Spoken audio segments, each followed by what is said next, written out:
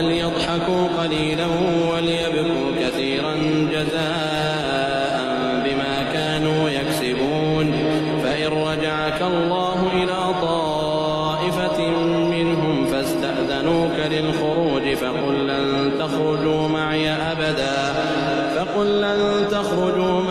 أبدا ولن تقاتلوا معي عدوا إنكم رضيتم بالقعود أول مرة فاقعدوا مع الخالفين ولا تصل على أحد منهم مات أبدا ولا تقم على قبره إنهم كفروا بالله ورسوله وماتوا وهم فاسقون. ولا تعجبك أموالهم وأولادهم